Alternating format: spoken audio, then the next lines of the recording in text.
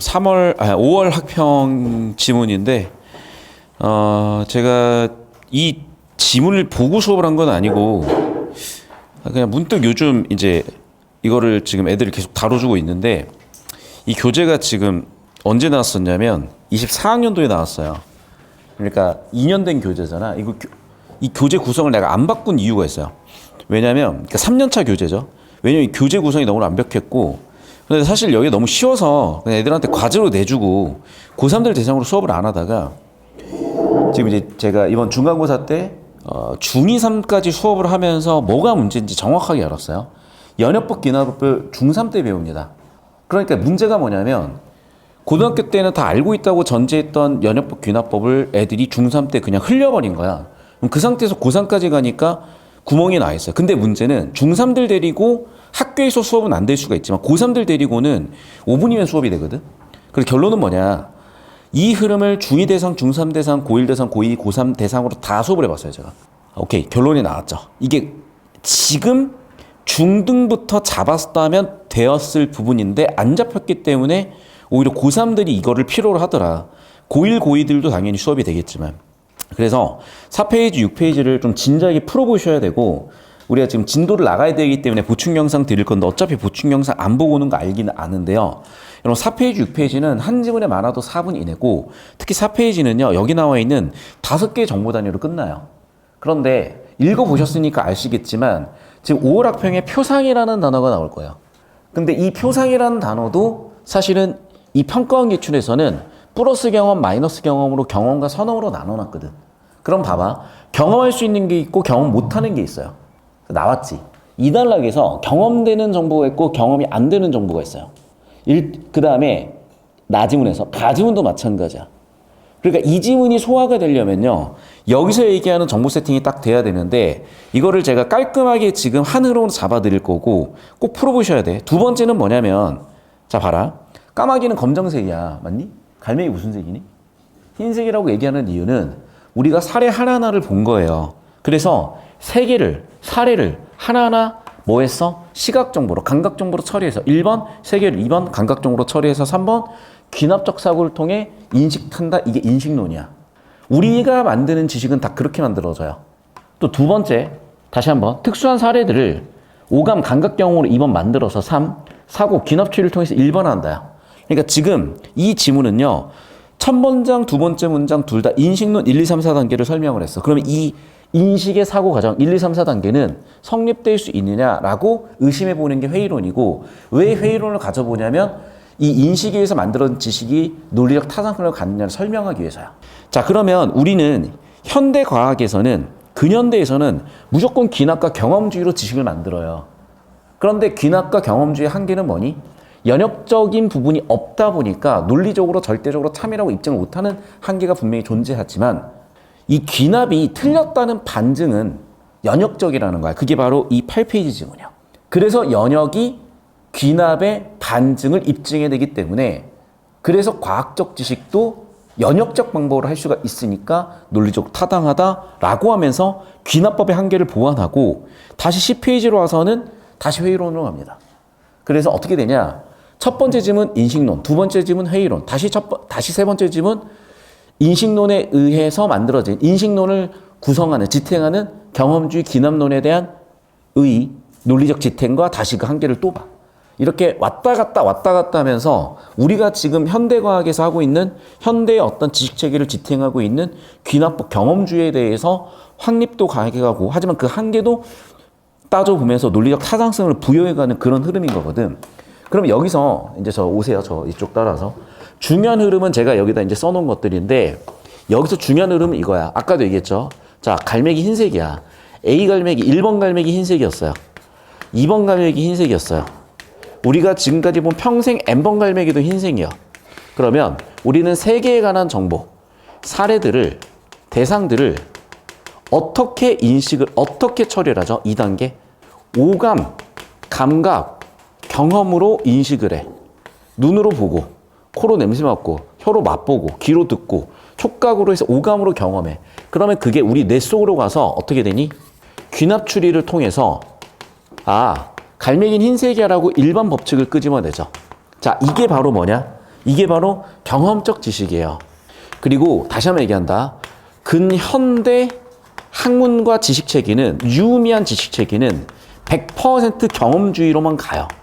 아, 선생님 선언을 하던데, 자, 경험에서 뭔가 입증을 해나가는, 여기서 뻗어나가는, 전제가 참일 때 결론이 참인 그런 연역법은 붙여서 하는 거지. 다시 한번 얘기한다. 이 4단계야.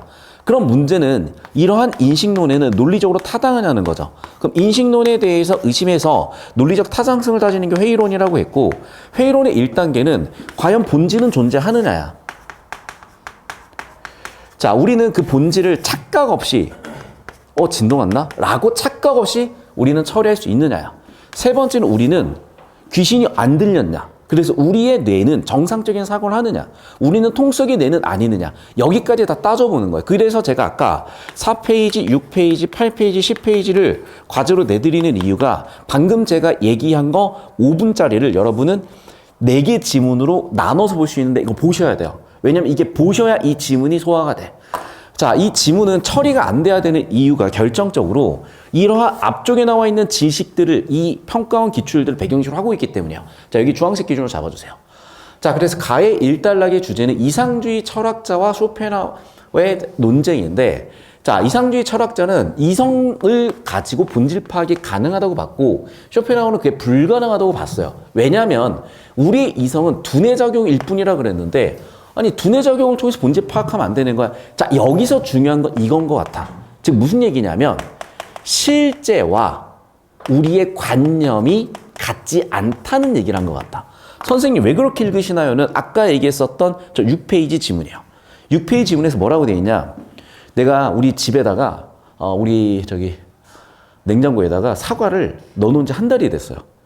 넣어놓을 때 빨간색이었어. 지금도 빨간색일까 똥색일까? 자, 만약에 냉장고가 정전 같은 게 없었으면 빨간색이겠죠. 근데 정전이 한번 됐다고 하면 똥색이었겠지. 그 얘기야. 지금 무슨 얘기냐면 내 머릿속에는 빨간색 사과만 기억이 나지 이게 어떻게 부패해서 변했을지는 모르죠. 즉 실제는 뭐야? 시간에 따라서 변해. 그런데 우리는 시간에 따라서 불변하는 것으로서 우리의 관념을 정하고 있어요. 여기까지 이해됐니? 그러니까 썸을 탈 때도 마찬가지야. 상대방 마음은 항상 바뀌고 있을 거라고. 그런데 나는 그 사람이 나한테 줬던 마지막 기억을 가지고 감정을 가지고 기억을 하고 있다. 당연한 얘기지만 그거는 안 되는 이유기도 한 거잖아. 자, 그럼 결국 무슨 얘기야? 자, 관념과 실제가 일치하지 않기 때문에 우리는 본질이 파악이 불가능하다는 이미 기출이 있었던 거예요. 자, 그래서 뭐라고 얘기하는 거냐? 두뇌작용일 뿐이다, 관념일 뿐이다라는 거야. 실제 본질과는 다르다는 얘기야. 여기까지 이해됐어? 그러니까 자, 봐봐. 기출들, 배경 지식들 이렇게 퍼즐을 맞추셔야 처리가 돼요. 자, 그럼 여기까지 이제 하고 나서 자, 그래서 2단락으로 오는데 이제 여기서 저는 약간 의아했어요. 왜냐하면 평가원 기출의 표상적 지식은 두 가지야. 선험적 지식과 경험적 지식이야. 그런데 일단 쇼펜하우어는 표상적 지식을 경험적 지식이라 하겠다고 했고, 경험적 지식은 뭐냐? 충분 근거율에 근거한다 그랬는데 도대체 무슨 얘기인지 봤더니, 자, 결국 우리는 세계를 인식하는데 뭐로 인식을 하니? 우리의 인식 체계로 인식한다는 거죠. 그래서 인간의 인식 체계를 바탕으로 인식하는 게 충분 근거율이고, 우리는 그렇게 경험적 지식을 만들고 그렇게 표상적 지식을 만들어낸다. 그게 우리가 실제와 관념이 다르고 따라서 본질, 실제를 파악할 수 없는 이유다라고 비판의 근거 2단락, 이어지는 3단락. 다시 정리하면은 그러면 우리가 인식하는 실제 세계는 뭐냐? 여기서 내가 좀 이해가 안 됐어요. 여기서 지금 의지라는 단어를 헷갈리게 써놨어요. 자, 그래서 쇼펜하우어는 뭐라 그랬냐? 본질은 의지일 뿐이다라 그랬는데 이 의지가 누구의 의지냐는 거지. 자, 인식 주체의 의지인 건지 아니면 대상 그 자체의 의지인 건지 경우의 수가 두 가지가 생겨요. 그런데 대상 그 자체의 의지를 의미하는 건 인식 주체의 의지인 건지 알 수가 없는 거야. 그래서 어쨌든 실제 세계의 본질은 의지래. 아니, 알겠어. 근데 그 의지가 누구의 의지인데? 인식 주체의 의지인데 대상의 의지인데. 그래서 이 지문은 잘못 쓰여 있어요. 왜? 의지라는 용어의 정의가 엄밀하지 않아. 즉, 누구의 의지야? 대상의 의지인지, 두 번째, 인식 주체의 의지인지. 근데 어쨌든, 실제 세계는 인식이 불가하대. 왜? 충분 근거율이기 때문에, 이게 괴리되어 있기 때문에, 결국 무슨 얘기야? 실제 관념이 떨어져 있기 때문에, 실제 세계는 관념과 떨어져 있어서 인식이 불가하다. 그런 얘기가 된 거야. 자, 그래서 4단락으로 와서 다시 한번 이제 설명을 합니다. 근데 쇼펜하우 네가 얘기한 건 틀린 것 같아라고 다시 재반박을 하는 거예요. 뭐라고 재반박을 했냐? 실제 생계는 충분 근거율이 객관화된 걸로 볼 수가 있다. 즉 의지가 객관화된 걸로 볼 수도 있다. 그래서 실제 세계와 충분 근거율을 구분할 필요가 없다라고 반박을 해요. 자, 일단 이해는 안 되지만 자, 재반박과 재반박 근거 자체는 나오죠. 즉 무슨 얘기야? 실제 세계와 관념이 구분된다고 보는 게 쇼펜하우였다면은 그 실제 세계와 관념이 구분되지 않고 연결된다고 보는 것 같아요. 다시 한번 얘기한다. 둘이 구분돼 있냐, 둘이 연결돼 있냐. 됐어? 쇼펜하우는 두 개가 구분됐다고 본 것 같고요. 4단락에서 재반박한 애들은 두 개가 연결됐다고 본 것 같아요. 자, 결국 정리하면 세계는 뭐라고 봐야 되겠까? 객관화된 표상으로 보겠다. 즉, 우리 관찰자의 인식 체계를 가지고 객관화된 표상이라고 보겠대. 자, 그래서 정리하면 이제 이거인 것 같아요. 결국 쇼펜하우는 뭐야? 우리의 실제와 관념은 분리되어 있기 때문에 우리는 본질을 파악할 수 없다. 반면 얘네는 분리가 되어 있지 않다. 우리의 인식 체계를 가지고 처리할 수 있다. 그냥 그런 논박 수준에서 끝난 것 같아요. 뭐 옳다 그러다가 아니라. 자, 그래서 여기까지 메꿔드린 이유, 설명드린 이유가 앞에서 나온 이 정보들 때문이니까 잘 정리를 해보시고, 자, 넘어가서 이제 낫세트로 갑니다. 자, 낫세트에서 방금 제가 설명한 내용들을 잘 정리를 했죠. 그러니까 제가 자꾸 여러분이 이제 설명을 하면서 자꾸 의아했던 게 그런 거야. 그러니까 구조를 좀 더 예쁘게 짜놨으면 훨씬 정보가 예쁘게 들어오면서 애들한테 되게 유의미한 지문으로 보였을 텐데 윤문이 좀 많이 필요해 보이고 일단 그거 작업을 제가 수업을 통해서 해드리고 있고 내신 반영되는 학교들은 얘기했다. 이거 다 지금 판서가 정답이다. 그리고 판서 정답이라고 이거 주잖아요. 그래도 틀려요. 이걸 누가 외우게 할 건데 외우는 건 당신들인데 여러분 내신에서 이제 좋은 점수 만드는 방법이 이제 알았죠. 외울 걸 줄여야 돼. 외울 걸 줄이는 방법은 유일한 방법이 뭐야? 이해하고 넘어가야 돼요. 이해하고 반복해야 돼요. 그럼 의도적으로 외우지 않더라도 그냥 외워져 있어. 그래서 수업을 통해서 이해하시고 3번 정도 반복 필기하면 필기가 되어 있고 그 상태로 시험장 들어가면 쓸 수 있게 된다고. 이제 서술형 강화 출제, 서술형 변별력이 높아지는 그런 시대에 있으니까 더더욱 그 전략은 잘 선택해 가시고요. 자, 세계의 본질에 대해서 관념론자는 비물질이라고 봤고 정신의 산물이라고 봤고 자연주의자는 얘네는 물질이라고 봤다는 거예요. 그러니까 이것도 물질이라고 표현을 딱 해줬어야 명확한데 물질이라고 표현 안 해서 내가 나중에 그냥 여기다가 더블 사이로 끼워 넣었어. 그래서 물질이니까 객관적이고 비물질 정신이니까 또 끼워 넣자면 여기는 또 주관이라고 얘기했겠죠. 이렇게 관념론자 관점과 자연주의자 관점이 있었는데 둘 다 틀렸다고 보는 게 신실제론자예요. 그럼 신실제론자는 뭐라고 봤냐? 세계의 본질은 물질적이기도 하고 비물질적이기도 하다는 거예요. 여기서 되게 중요한 지점이 나옵니다. 자, 무슨 얘기냐? 제가 이 지문을 읽으면서 되게 유의미하다라고 본 이유는 잘 들어야 돼. 자, 내가 여러분한테 이렇게 정보를 던지면 재능이 없는 애들은 무슨 문제가 있는지를 몰라요. 근데 재능이 있는 애들은 불편해야 돼요. 선생님, 전 재능이 없는 것 같아요. 몇 번 얘기했지. 재능이 있고 없거든요. 재능 없는 애가 재능 있는 애를 똑같이 모방했을 때 차이가 없다니까. 자, 이거 왜 불편해야 돼? 아무 의미가 없는 데이터 나열이야. 이게 의미가 있으려면 우리는 A 플러스 BI 복소수 체계에서 B가 0이 아니다. 허수. B가 0이다. 실수.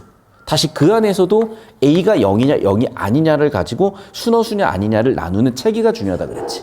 그걸 제가 항상 얘기하지만 검정색 글씨는 데이터라면 우리는 그걸 처리하는 메타데이터를 처리하라 그랬죠. 끝났죠. 그래서 이 단락을 보시면 물질은 뭐야? 데이터야. 비물질은 뭐야? 데이터 간의 관계 메타데이터야.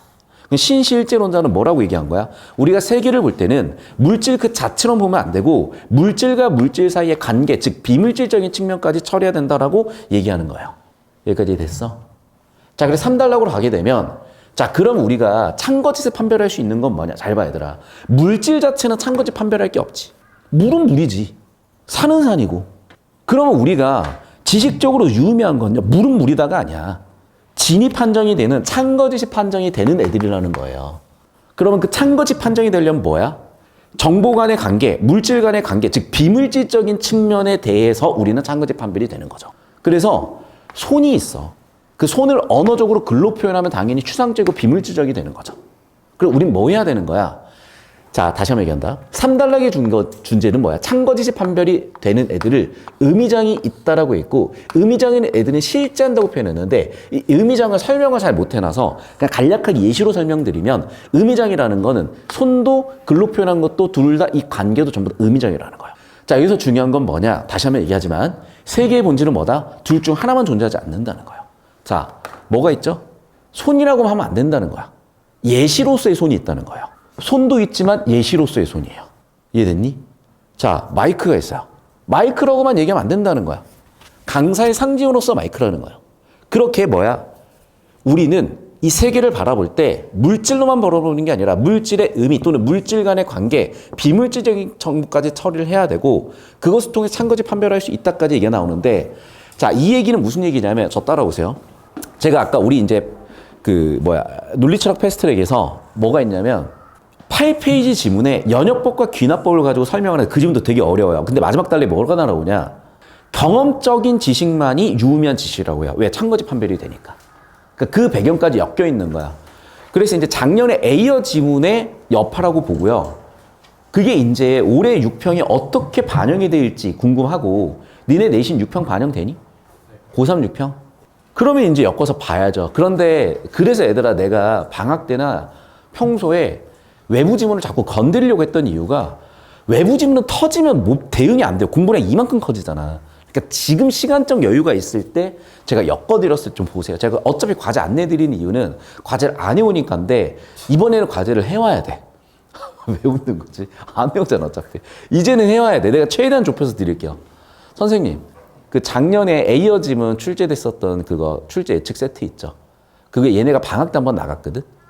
법논리 철학 출제 예측 세트 뭔지 알죠? 나갔어요? 얘네는 안 나갔죠? 얘네 좀 출력 좀 해주세요. 자, 그래서 5평에 나왔고 6평이 어떻게 될지 모르겠어요. 그런데 5평에 얘가 나왔기 때문에 엮여 출제될 가능성, 외부 지문 출제 가능성이 있다 그랬으니까. 여기까지 지문 정리 다 끝나셨습니까? 필기 놓치시면 안 됐고. 자, 세계를 인식하는 데 있어서 이성이 가장 중요한 역할을 한다. 자, 그리고 이성이 세계의 본질을 이해할 수가 있다. 자, 여기에 대해서 반박을 했죠. 쇼펜하우는. 자, 이성은 두뇌 작용이다. 본질을 이해할 수 없다. 그러니까 서로 사실은 뭐 대선 토론 같은 거예요. 우리가 봤을 때는 대선 토론 누가 잘하네라 볼 수 있겠지만 결국 대통령은 정해져 있잖아. 네가 생각하고 내가 생각하는 어차피 그 사람이 대통령이에요. 얘기할 필요가 있니?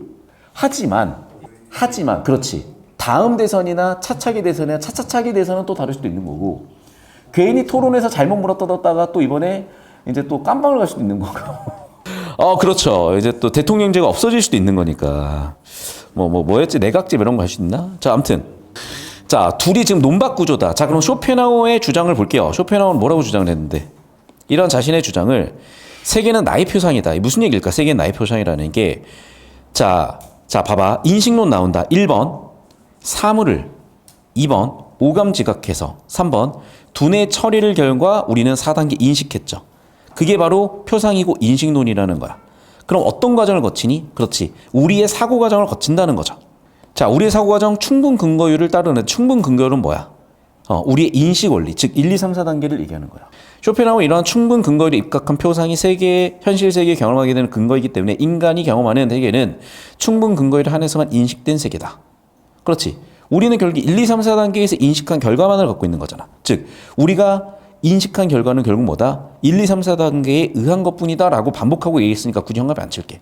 결국 우리가 경험하는 세계는 실제 세계가 아니다. 이유는 뭐야? 1, 2, 3, 4단계를 거치기 때문에. 이걸 제가 아까 배경조 설명에서 뭐라 그랬어? 관념과 뭐는 다르다? 실제는 다르다. 여기까지 됐니? 아니야. 여기서 입 털면 안 돼. 자, 3달러. 자, 그렇다면 쇼펜하우가 생각하는 실제 세계는 무엇인가? 그는 의지래요. 그러니까 이게 누구의 의지인지가 없어요. 그러니까 즉 대상이 갖고 있는 의지인지 아니면 인식 주체의 의지인지 모르겠어. 그가 말하는 의지는 아무런 근거나 이유도 없이 맹목적으로 힘이나 욕망으로 실제 그 자체래. 그러니까 이렇게 보잖아. 그럼 의지는 실제야. 그럼 얘는 이렇게 보면 실제 그 자체라는 말 때문에 난 대상으로 보이긴 하거든요. 그럼 대상이니까 당연히 인식 주체와는 다른 거지. 맞죠? 그러니까 당연히 인식 주체로 설명할 수는 없는 거죠. 난 그렇게 일단 읽었어. 그런데 사달락에서는 세계의 본질인 의지는 단절된 게 아니래. 그럼 왜 안 단절됐는지 설명을 해줘야 돼. 자, 그래서 쇼펜하우의 일단 논박을 가져와야. 자, 우리가 표상하는 세계는 의지가 객관화된 세계래. 그러니까 누구의 의지? 봐봐. 이 맥락이면요. 누구의 의지여야 돼? 실제 그 자체의 의지여야 될 것 같거든? 근데 이 맥락은 인식 주체의 의지를 얘기하는 것 같아요. 의지가 객관화된다는 말은 뭐냐? 인간의 감각기관에 포착할 수 있는 방식으로 나타난다. 잠깐만. 그러면 의지가 인간의 감각기관에 포착할 수 있는 방식이다? 대상의 의지 같기도 해. 이렇게 얘기하면. 그럼 대상의 의지를 인간이 인식 주체인 인간이 1, 2, 3, 4단계로 인식을 했다는 얘기인가? 이렇게 해석이 되나요, 그러면? 즉 무슨 얘기야? 대상의 본질은 여러 가지 버전이 있는 거야. 1번 버전, 2번 버전, 점점점 n번 버전. 그중에 우리 인간이 인식할 수 있는 버전이 n번으로 나타났다는 거죠. 이렇게 얘기하는 건가? 자, 저 따라오세요, 그러면. 그럴 수 있죠. 왜? 메인들이 코끼리를 만지면 뭐 원통이에요. 꼬리만 만져가지고 길어요. 귀만 만지고 얇아요. 이렇게 얘기를 할 수가 있었던 거니까. 자, 그럼 제가 얘기했던 이 부분을 좀 메꿔보자면 이제 이런 거죠. 즉, 대상의 본질은 하나가 아니라 여러 가지가 있는데 우리 인식 주체는 그 중에 하나를 감각했다. 그래서 그냥 이거를 본질이라고 부르자라는 게 지금 4단락의 얘기인 것 같기도 하거든. 다시 한번 처리를 해보니까.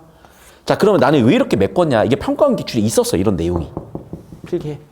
평가원 기출이 이런 내용이 있어서 메꿔준 거야. 그러니까 이 지문이 작년 A여의 향수가 나요.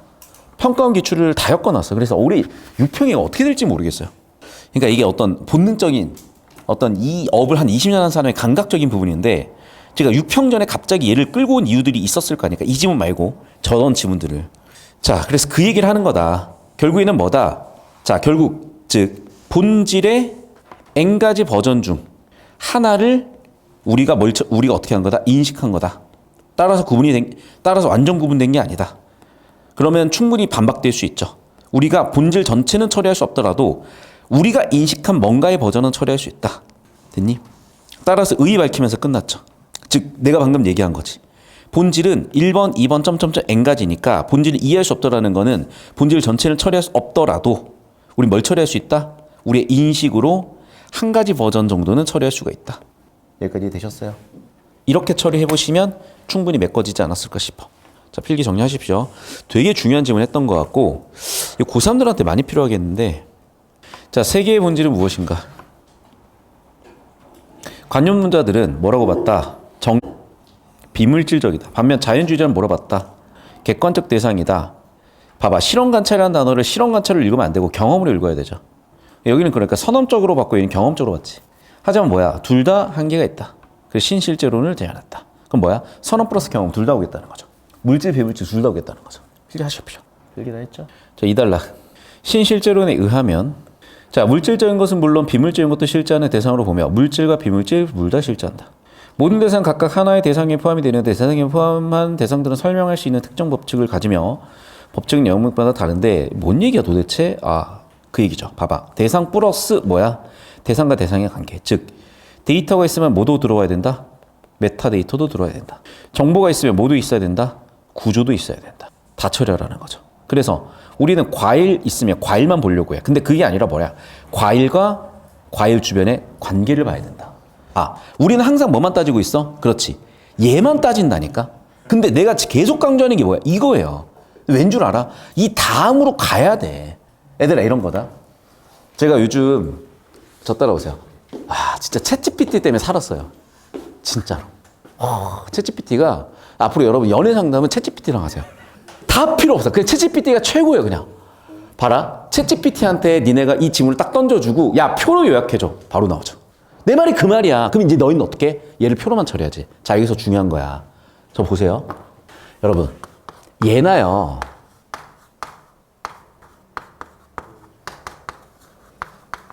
얘나 난이도가 같니 다르니 완전히 똑같다고 해야죠. 달라 보이도 똑같다고 하셔야 재능충이야. 둘은 똑같아.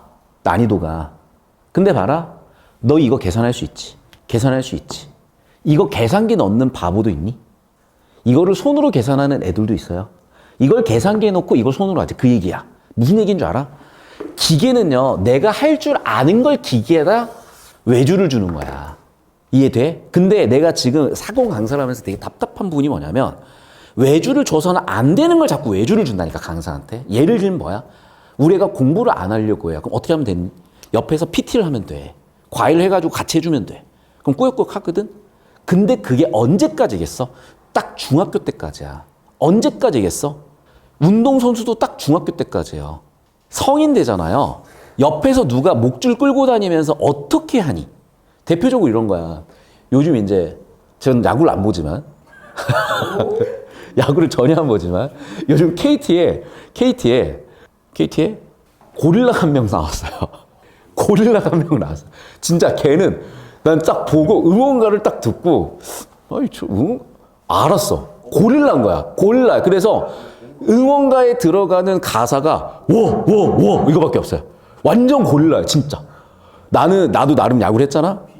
나는 우리나라에서 힘으로 홈런 치는 애는 처음 봤어요. 얘는 그냥 우격다짐으로 넘겨버려, 그냥. 와, 대단한 새끼. 난 그 새끼 그래서 나는 우리나라에서 야구를 유일하게 걔밖에 재미가 없어. 나는 다른 애들 보고 있으면 야구가 하나도 재미가 없는데, 야, 저 새끼는 진짜 특이해. 너무 재밌어요. 걔 안현민이라고 있어. 걔만 보면 재밌어. 걔는 나이가 03년생인데 83년생처럼 생겼어요. 선크림을 바를 줄도 몰라. 걔는 선크림 바를 시간에 웨이트를 한 번 더 하는 새끼야. 왜 갑자기 그 얘기하고 있지? 아니, 아무튼. 물론 이제 저렇게 치어리더만 보는 애들도 있겠죠. 아무튼. 안현민 얘기를 내가 왜 했을까? 잠깐만요. 안현민 얘기 갑자기 왜 났지? 아, 그 얘기야. 근데 현민이가 고등학교 때 얼굴 보잖아요. 진짜 어디서나 볼 수 있는 그 흔한 멸치예요. 근데 나는 약간 의심하는 것 중에 저 새끼 진짜 혹시 내추럴인가? 정말 내추럴로 저 몸을 만들었을까 싶을 정도로 와, 진짜 몸이 고릴라야. 그래서 내가 느낀 게 뭐냐? 걔를 웨이트를 누가 시켰겠어? 지가 했지. 그러니까 얘는요, 살아남으려고 고등학교 때부터 새벽 3시까지 웨이트를 했대. 얘는 상위 픽도 아니야. 상위 픽도 아니고요. 4라운드 49번째인가? 거의 하위 픽이야. 그리고 지금까지 빛을 못 받고 심지어 상무도 못 간 애야. 그러니까 존나 못했던 애야. 그런데 얘가 취사장을 갔대. 뭐 했겠어? 식단 존나 했겠죠. 식단 존나 하면서 웨이트만 한 거야. 그리고 넘어왔는데 올라오자마자 홈런 뒤지게 때려. 그래서 봐봐. 그 선수를 보면서 느끼는 게 뭐냐면 이거야. 지금 너무 그래서 내가 웃긴 게 내 KT를 요즘 많이 보는데 아니 애가 노란색 이게 하고 나오니까 막 10년차 15년차 애들도 다 노란색 이거 들고 나오고 다 홈런 타자 돼버렸어. 그래갖고 애들이 지금 폼이 다 망가지고 있는데 웨이트를 그렇게 열심히 한 애들만 칠 수 있는 메커니즘이에요, 그게 사실은. 근데 내가 그걸 보면서 느낀 것 중에 하나가 뭐냐. 얘들아 잘 들어. 너희가 중학교 때 또는 고1 때까지는요, 옆에서 PT쌤이 붙고 선생님이 같이 해주면 돼요. 그런데 금메달은요, 그런데 프로는요, 절대 불가능해요. 그리고 여러분 부모님들은 여러분을 고2, 고3 때 키워본 적이 없어. 나는 키워봤지. 매년 수십 수백 명의 고2, 고3 제자를 나는 20년 동안 봤다니까. 다시 한번 얘기하자면 어차피 여러분 이렇게도 3등급이고 저렇게도 3등급이면요. 1등급이 될 수 있는 방법으로 3등급을 만들어놔야지. 결국엔 올라간다니까. 자, 다시 한번 얘기한다. 챗GPT에 외주 줄 생각하지 말고 니네 손으로 할 줄 안 다음에 외주 주는 거야. 자, 그 맥락이야. 이제 저 따라오세요. 이제 데이터 처리라는 게 검정색 글씨 읽는 거 챗GPT가 더 잘해요. 구조 처리하는 거 챗GPT 더 잘한다고. 근데 니네가 할 줄 아는 상태에서 외주를 줘야 되는 거야. 아시겠어? 그래서 자, 봐. 데이터뿐만 아니라 메타데이터까지 가라고. 뭐라고? 얘들아 봐봐. 진짜 우리가 프로 선수가 되는데 재능이 없잖아. 안현민이라도 돼야 돼. 얘는 메이저 갈 거예요. 갈 수 있을 것 같아. 대신에 옆에 코치가 좀 붙어야 돼. 얘가 너무 힘으로 넘겨. 결대로 밀라는 한마디만 해주면 될 것 같은데 내가 뭐 병신인데 거기서 뭐 현민아 결대로 밀어 이지를 하고 있을 수는 없잖아. 일루에 앉아가지고 현민아 결대로 밀어 힘이 너무 들어가. 씨발 누가 그 한마디만 해줘도 좋을 텐데 아무도 그 얘기 안 해주고 나갔다 지금. 저 3달러 뭐냐. 여러분이 자꾸 중학교 수준에 머물러 이제 우리 입안은 더 이상 잔소리할 건 아닌데 다만 이제 내가 마지막 잔소리 중에 하나는 이거야. 내가 수업 시간에 외부 지문하면 그걸 보자 라는 얘기를 하고 싶어서 그래. 왜? 다 엮여 있고. 하나 더. 제발 귀찮아하지 말고 자기 손으로 하세요. 제 손은 어차피 못 해드려. 여기까지 됐죠? 자, 그래서 대상이 있고 대상과의 관계가 있습니다. 하나의 사과와 가열 접시가 있는 세 개가 있다고 가정해볼 때 이때 접시와 사과는 물리적 법칙으로 설명이 가능한 대상의 영역이며 접시에는 사과 놓여 있다는 시고원자 정화는 이 대상 영역의 사실이고 자, 무슨 얘기야 결국에는 접시, 사과를 분리해서 보겠다는 건 데이터야. 객관적인 사실이라고 우리가 지금까지 믿었던 건데 이제는 그 둘 간의 관계까지 보자는 거죠. 데이터 간의 관계까지 보자는 거야. 내가 노란색으로 강조하는 이 두 개 정보의 관계로 처리를 해야 되겠다. 자, 그러면 봐봐. 이렇게 인식 주체가 사실에 진입 판별할 수 있다. 갑자기 넘어가 버려. 그러니까 봐봐. 사실은 있고 진입 판별이야. 즉 데이터는 여러분 진입 판별할 게 없어요. 데이터는 데이터니까. 그러니까 데이터를 진입 판별한다는 건 나는 뭐라고 해석한 거냐? 메타데이터에 대해서 진입 판별할 수 있다. 이게 A어에 엮여 있는 지문을 보면 알겠지만 뭐가 있어?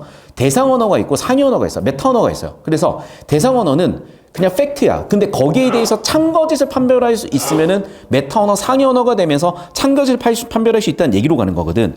결국 정리하면 뭐냐?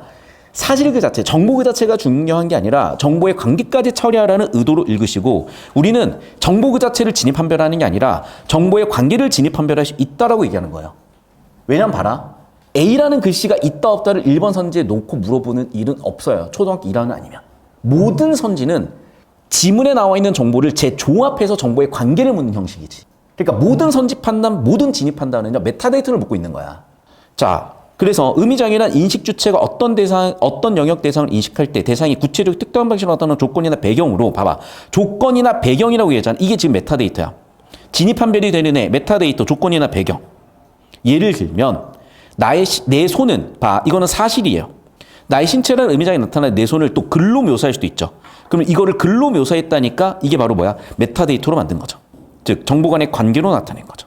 그래 사실은 데이터라고 본다면은 관계는 뭐야? 메타데이터라고요. 그리고 우리가 처리해야 되는 건 뭐다? 메타데이터예요. 맞잖아. 오늘 주식이 오르고 떨어져가 중요한 게 아니야. 우리가 투자를 하려면 오늘 주식이 올랐으니까 내일 어떻게 될지를 예측해야 되는 거잖아. 그리고 우리는 그 진입 판정을 받는 거잖아. 그러니까 결국 무슨 얘기야? 벌어진 일이 중요한 게 아니라 그 벌어진 일들에 관련된 메타데이터, 눈에 보이지 않는 정보까지 처리해야 된다는 얘기예요.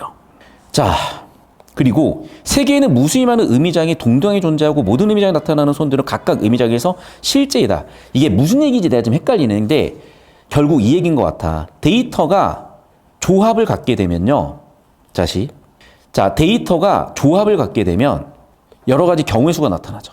봐봐. 데이터가 조합을 갖는다부터가 뭐야? 데이터가 관계를 맺는다야. 그래서 데이터가 조합을 가져간다가 데이터의 관계를 의미하는 거고 즉 정보 그 자체가 중요한 게 아니라 정보의 조합, 정보의 경우의 수, 정보 간의 관계가 나오는 거고 그 경우의 수를 좀 얘기한 것 같아. 내가 봤을 때. 그리고 그 경우에서 모든 것들이 실제라는 거야. 그럼 저 따라오면 이 얘기죠. 자 봐라. 대상의 본질은 하나가 아니라 여러 개라는 얘기를 한 거고 우리는 그중에 하나를 처리했다 의의가 있다라고 얘기한 거야. 가에서는.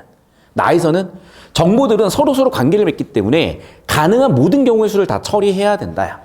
그리고 그 경우의 수 하나하나는 의의가 있고 가치가 있다야. 그리고 그 하나하나를 다 본질로 볼 수 있다는 얘기를 하는 거예요. 그는 하나의 대상에 나타나는 의미장이 최소한 2개 이상 존재 실제에 대해서 의미 있게 사유하고 토론이 가능할 수가 있고 참거짓 판별할 수가 있다. 즉 참거짓 판별할 수 있어야 의미 있는 정보다. 말할 수 있는 사실이다. 비트겐슈타인이 얘기했던. 우리가 다양한 의미장을 통해 세계를 경험하고 각각의 의미장을 경험하는 세계를 공존한다는 것이다. 자, 가능세계 정보도 들어와 있죠, 이러면. 자, 결국 무슨 얘기야? 자, 봐봐. 자, 객관적인 것만이 진리다. 즉, 물리적인 것만 진리다. 물질적인 것만 진리다. 경험적인 것만 진리다. 자, 이건 자연만이 진리라고 하는 거죠. 정신이라고 얘기한 건 관념론자, 자연주의자들은 여기를 얘기한 거죠. 그래서 비물질만이 진리다. 이게 아니야. 자, 그럼 뭐야? 자, 그들의 한계는 뭐다? 관련성을 보지 않는다야. 물질과 비물질의 관련성을 보지 않는다야. 결국 마지막 정리하면 뭐야? 그렇죠. 데이터와 메타데이터의 관계. 즉 정보와 정보의 관계까지 처리해야 된다는 그런 얘기를 하고 있는 거예요.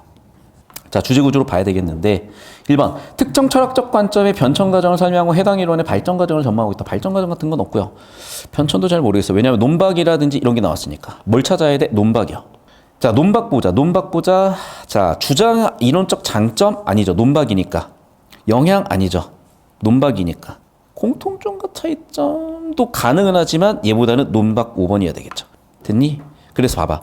주제 구조를 잡으면 깔끔하게 뚫리는 거야. 근데 이걸 막 선지 하나씩 판단하고 있다? 당연히 시간과 정답률 다 손해보시는 거고. 두 번째 볼게요. 신실제로는 뭐야? 그렇죠.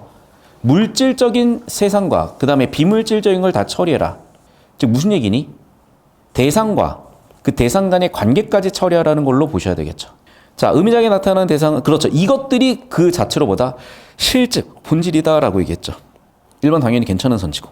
무수히 많은 동등 의미장이 있다. 뭐 사실 내용이는 안 돼도 어쨌든 내용 일치로는 보였을 거니까. 자, 실제한다고 해서 참은 됐죠. 정답 3번이었던 거 확인이 되셨을 것 같고 4번 대상형이 가지는 특정 법칙 대상형마다 서로 다르다. 그러니까 의미장마다 의미가 다르다라고 얘기를 했었어야 되는데 그러니까 내가 봤을 때 이 문제를 좀 잘못 낸 거야. 왜냐하면 지문을 좀 더 예쁘게 잘 썼어야 되는데 못 쓰다 보니까 그냥 문제만 풀리는 그런 문제였던 거예요. 좀 아쉬워요. 자, 그렇죠. 물질과 비물질적 것도 있죠. 또는 정보 간의 관계 같은 것들도 있을 거고 뭐 팩트나 사실 같은 것도 해놨는데 이것도 좀 뭔가 정보를 이해한 상태에서 그러니까 완벽하게 좀 소화하고 지문을 쓰고 문제를 만들어야 되게 예뻐졌을 텐데 조금 아쉽고 자, 여러분은 이거를 내신으로 쓰셔야 되니까 여러분 손으로 쓰셔야 돼. 뭐라고? 실제론에 대해서 여러분이 생각하는 정의를 내리셔야 돼요. 서술형 문제입니다. 여러분 학교 서술형 예측이요. 됐니? 여기까지? 적으세요. 자, 신실제론은 뭐야? 대상과 대상 사이의 관계 모두가 본질이다. 즉, 물질과 비물질적인 관계 모두가 본질이다. 됐어요? 여기까지? 뭐 두 문장으로 적으셨는데 이걸 한 문장으로 뭐 엮는 거 어렵진 않을 거니까. 즉, 물질인 대상과 비물질적인 대상 사이의 관계 모두가 본질이다. 이렇게 한 문장으로 엮으셔도 되고. 되셨죠? 그러니까 결국 이걸 물어보고 싶은 건데 지문을 약간은 윤문을 못 해놔가지고 문제까지 내기에도 뭔가 어색한 부분이 있으니까 에라 모르겠다 일단 답은 나오게 내놨는데 여러분 서술형에서 이렇게 정확하게 물어볼 거니까 필기를 정확하게 해주시면 좋겠고. 자, 따라왔죠? 선생님 칠판은 아직 안 줄 거예요. 다음 질문 들어갈 때 제가 따로 정리를 할게요. 자, 쇼펜하우와 가브리엘 입장에서 보기에 대해서 판단해보래. 모든 인식은 개인이 현실을 이해하는 원리나 방식에 따라 달라질 수가 있대. 뭔 얘기냐? 자, 일단 쇼펜하우 입장에서는 맞죠. 왜? 쇼펜하우는 뭐였어? 아까 그 단어가 뭐였니? 단어가 뭐였어요? 쇼펜하우가 얘기했던 그 단어가 뭐야? 충분 근거율이야. 즉 인식 주체가 처리한 거죠. 맞니? 그래서 얘는 뭐와 다르다? 본질과 다르다라고 얘기한 거야. 네. 네. 뭐라고? 그러니까 쇼펜하우어는 제가 여기다 썼는데 다시 한번 얘기하지만 쇼펜하우어는 기억에 대해서 맞다고 얘기를 할 거예요. 아까도 얘기했지만 뭐라고? 인식 주체가 인식하는 거기 때문에. 자, 이제 문제는 가브리엘이야. 그럼 가브리엘도 달라질 수 있냐고 했냐고. 그랬었던 것 같은데 처리해야죠. 어딜 봐서. 그렇지. 어떤 단어를 가지고 판단하는 거냐. 내가 아까 인식 주체라는 단어를 쓴 이유가 있다니까요. 이해됐어?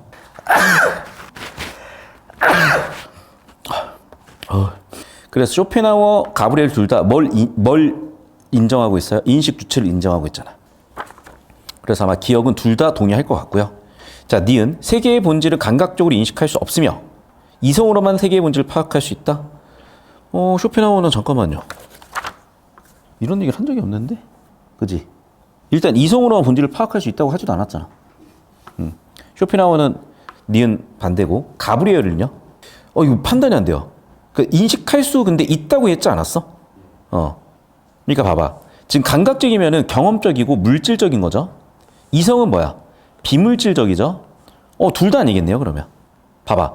애매했지만 메타데이터를 붙이니까 판단이 되잖아. 이해됐니?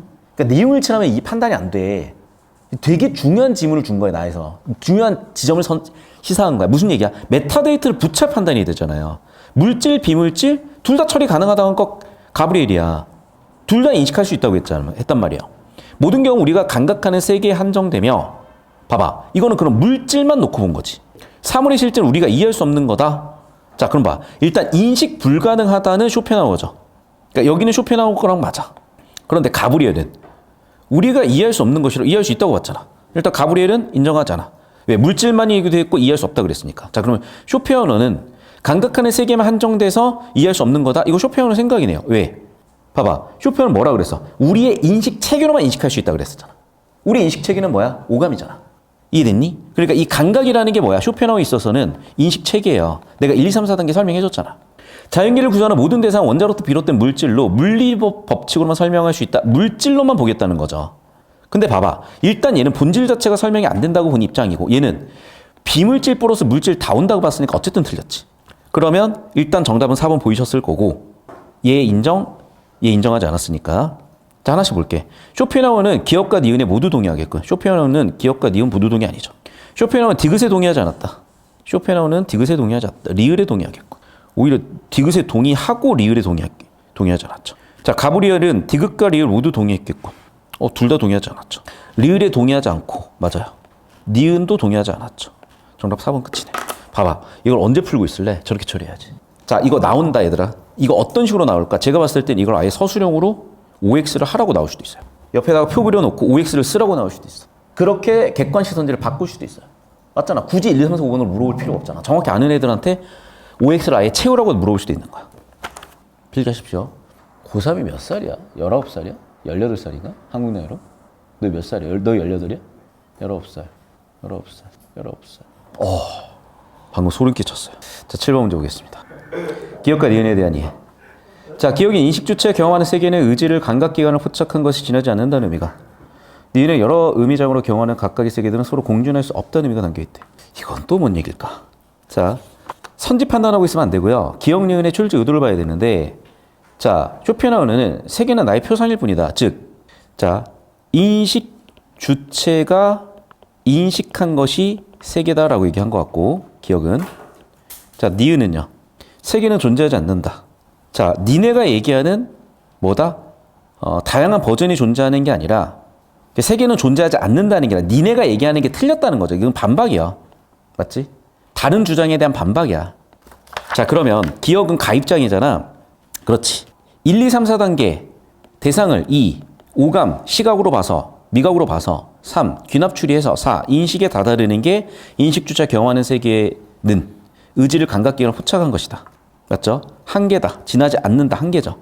자, 이 얘기가 아니야. 다른 관점을 비판하는 거지. 이거는 나의 견해야. 맞죠? 공존할 수 없다가 아니라 이거는 나의 견해야.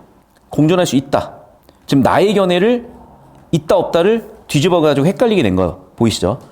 2번, 기억에는 우리가 경험하는 세계 충분 근거를 입각해서 떠올린 이미지에 불과하다는 게 바꿔 쓰고 있는 정보들이니까 이해가 되셨고, 충분 근거이라는 단어, 특히 1, 2, 3, 4단계라는 정보 놓치지 마시고, 니은에는 하나의 의미장만으로는 세계의 본질에 논할 수 없다. 다양한 모든 경우를 따져야 된다. 즉, 정보 간의 관계를 다 따져라. 그러면 2번 가능성 되게 높아졌죠. 3번, 인식 주체가 충분 근거를 입각해 세계의 본질을 이해할 수 없죠. 대상에 포함된 대상들 간의 관계를 설명할 수 있는 법칙이 있죠. 우리가 표상하는 세계는 의지가 객관화된 세계라는 의미가. 이거는 뭐야? 쇼펜하우어 비판하는 거 아니야? 쇼펜하우어 비판하는 그 견해가 뭐니? 의지가 객관화된 세계라고 하는 거잖아. 하나의 대상이 여러 의미장에 담길 때 실제에 대해 참과 거짓을 밝힐 수 없다고 밝힐 수 있죠. 우리가 표상하는 세계는 의지가 객관화된 세계와 단절되었다는 의미. 그렇지. 이게 기억 입장이잖아. 니은에는 동일한 대상이 여러 의미장에 나타날 수 있다. 동일한 대상이 여러 의미장에 나타날 수 있다. 자, 2번, 5번에서 좁히고 다시 봐야 될 것 같아요. 기억은 쇼펜하우어 입장 아니야? 그러네. 연결되니까 처리가 된다 그랬네. 정답은 몇 번? 2번. 되셨죠? 자, 넘어가서 마지막 문제입니다. 좀만 힘내자. 자, 그러면 일단 인식 주체는요, 착각을 했죠. 봐봐, 바로 나오네. 인식 주체는 착각했죠. 그럼 쇼펜하우어 봤을 때는, 봐봐. 밤에 봤을 때는 사슴이었고, 아침에 봤을 때는 노루였죠. 그럼 무슨 얘기야? 인식 주체에 착각이 생긴다. 그거 봐라. 너희 본질을 모른다. 라고 얘기할 수 있겠지. 자, 쇼펜하우어는 홀로 밀림에 들어간 아들과 아들이 가져온 노룻불은 의지가 객관화된 정도가 다르다. 그러니까 의지가 객관화된 것이다. 쇼펜하우어 이런 얘기를 했나? 나 이거 판단이 좀 안 돼서 좀 이따 보려고요. 3번. 가브리엘은 보기에서 아들이 가져온 뿔에 아들 이름을 새겨서 정황은 진리인지 판별이 가능하다. 이것도 뭔 말인지 잘 모르겠어요. 자, 4번. 쇼펜하우어와 달리 나의 가브리엘은요, 보기에서 아들의 상상 속 사슴의 뿔과 아들이 착각한 사슴을 모두 실제로 보았겠군. 그렇지. 왜? 쇼펜하우어는 본질 모른다고 했고, 가브리엘은 본질이 가능하다고 했으니까. 그리고 정보의 관계죠. 왜?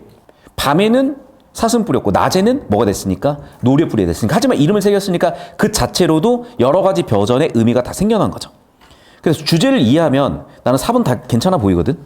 자, 5번 선지 볼게요. 가브리엘과 달리 쇼펜하우어는 보기에서 부족의 흉물인 뿔과, 뭔 얘기 갑자기 부족의 흉물이야? 왜? 자, 가브리엘은 정보 간의 관계를 보잖아. 그러면 뿔이라는 거는 흉물이 될 수도 있고 또는 축하가 될 수도 있죠. 그러니까 이 입장은 가브리엘 입장이에요. 그러니까 서로 다른 실제로 본다는 건 가브리엘 입장이라고. 그럼 바꿔놔야죠. 정답은 5번이라고 해놓은 거네. 근데 이제 제가 지금 좀 찜찜한 건 뭐냐면 2번, 3번이 제가 지금 무슨 얘기인지 좀 이해가 안 되는데 여러분 내신 대비로는 2번, 3번까지 처리는 하긴 했었어야 될 것 같아. 자, 일단은 필기는 여기까지 하고요. 영상 여기까지 끊습니다.